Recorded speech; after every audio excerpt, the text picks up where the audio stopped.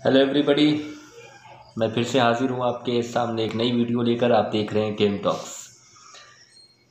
अगर मैं कहूँ कि 2030 तक 2030 तक आप सड़कों पर जो गाड़ियाँ दौड़ रही हैं, जो कार्स दौड़ रही हैं, उनमें 30% ऐसी व्हीकल्स होंगी जो इलेक्ट्रिकल हो जाएंगी। तो आपको हैरानी नहीं होनी चाहिए। 2020 चल रहा है, 10 साल बाद ज़्यादातर ऐसी गाड़ियाँ होंगी, 30% ऐसी गाड़ियाँ होंगी जो इलेक्ट्रिकल व्हीकल कहलाएंगी। जी हाँ, आपने सही सुना, इलेक्ट्रिकल व्हीकल। अब देखिए, बहुत इंटरेस्टिंग बात है। अब कैसे ये प्लान सरकार का कैसे एग्जीक्यूट हो रहा है, सरकार इसे कैसे आगे बढ़ा रही है। The most interesting point is this. अभी कुछ दिन पहले एलॉन मस्क नाम के एक engineer, philanthropist, aeronautical engineer, material engineer, बहुत सारे अवार्ड विनर, फोर्ब्स मैगजीन कि 2018 के 25th the most powerful person of the world के खिताब से नवाजे जा चुके एलॉन मस्क ने कहा है कि 2021 तक वो भारत में इलेक्ट्रिकल कार लेकर आ रहे हैं। He will set up his own company, he will set up a business of electrical car in India. बहुत बड़ी बात है। एलॉन मस्क का नाम जो नहीं जानते उनको बता दें कि एलॉन मस्क एक ऐसे प्रोफेशनल हैं जिनको material engineer, philanthropist, aeronautical engineer,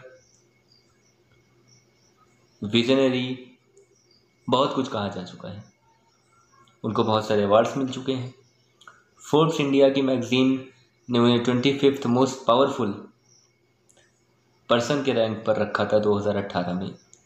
दुनिया के 25th मोस्ट पावरफुल पर्सन। कितनी बड़ी बात है। और इंडिया को क्यों चूज किया गया है as a market electrical cars के मार्केट के लिए, और क्यों चूज किया गया?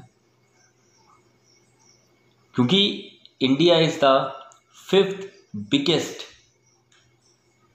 Car market in the world.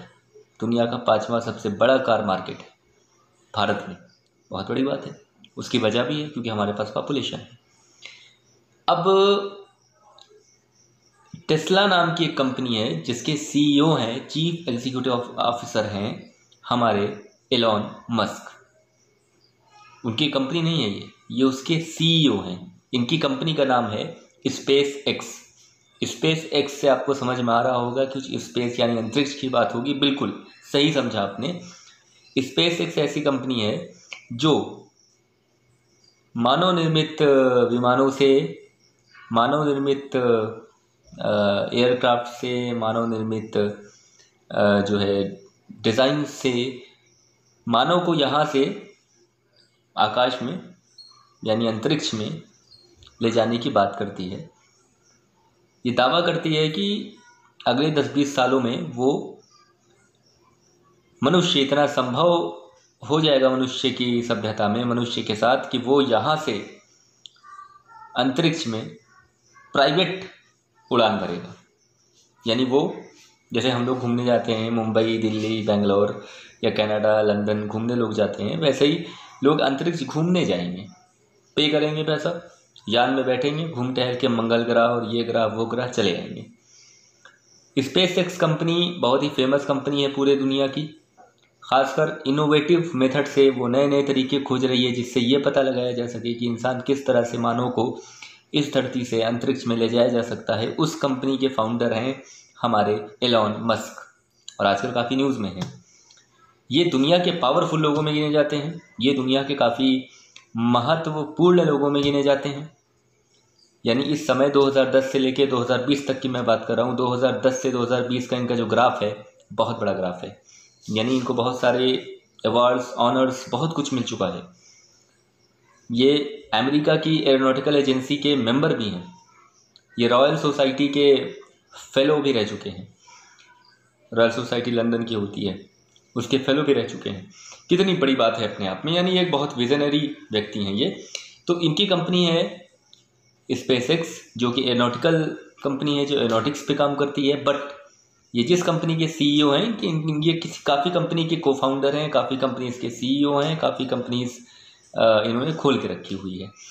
तो उसमें से 2 कंपनीज के बारे में मैं बता रहा हूँ, एक है स्पेसएक्स और एक है टेस्ला। टेस्ला कंपनी के ये सीईओ हैं, चीफ डिज़ाइनर हैं, कार्स के डिज़ाइंस देखते हैं इलेक्ट्रिकल कार्स के, और उसके सीईओ यानी चीफ एग्जीक्यूटिव ऑफिसर हैं, सब कुछ इनके हाथ में होता है। तो इन्होंने इंडिया के भारत सरकार के साथ काफ़ी दिनों से मीटिंग में थे, काफ़ी दिनों से इनकी बात चल रही थी, और बाद में ये डिसाइड हुआ कि हाँ वो इंडिया में आ रहे हैं। तो उन्होंने अभी कुछ दिन पहले ट्वीट किया कि 2021 में I am coming to India with our electrical car initiative. काफ़ी अच्छा इनिशिएटिव है। इससे सरकार का जो 2030 का लक्ष्य है कि सरकार का ये लक्ष्य है कि 2030 तक जो है सड़कों पर 30% ऐसी गाड़ियाँ होंगी जो इलेक्ट्रिकल होंगी।